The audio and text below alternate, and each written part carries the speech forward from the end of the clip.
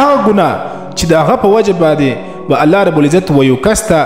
بې له توبې مرګ ورکړي، یعنې توبې توفیق به الله نه کړي ور، بغیر توبې به الله دته وفات ورنصیب کړي، مرګ به ولا ورکړي. هغه کومه ګناه ده دې څخه ځان کتل پکار دي محترم مسلمانانو. دا ویډیو د ثواب په خاطر باندې مخ ته در سره شیر کړي چې زیات مسلمانان چې کم نن سبا په دې ګناه کې مبتلا دي هغه د دې ګناه څخه ځان وګوري او ځان جن بچ کړي. هغه دا ده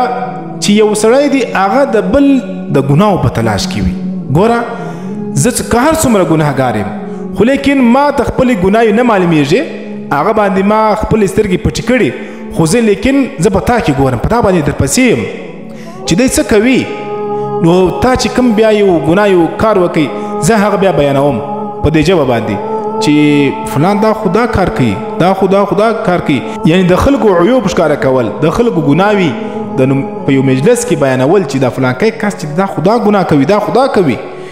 وای دغه هغه ګناه ده چې د دې په وجه باندې الله رب العزت و دا کس ته مرګ ورکي بې له توبې. او بل نبی کریم صلی الله علیه وسلم دا ژبه مبارکه راوایستله او په دې دواړو ګوتو کې نیولې وه چې کم چا د دې ژبې حفاظت وکړي هغه به د نور اعمالو هم حفاظت وکړي. او ژبه یو داسې شی ده چې یا به یو انسان و جنت ته بیایي او یا به و جهنم ته بیایي. نو حفاظت به وکړو د خپلو ژبو، خپلې ژبې د نورو په عیبو باندې به لندې نه کړو، خپلو عیبونو ته وګورو، خپلو ګناوې ته وګورو چې زه څومره ګنده یم. ته که نرې ته خپل ځان ګناوې د بخشش وغواړه د الله څخه، د خپل اصلاح وکړه، د بل اصلاح د بل ګناوې ته څه کوي چې په هغه پسې ته ګورې او په هغه تلاش کې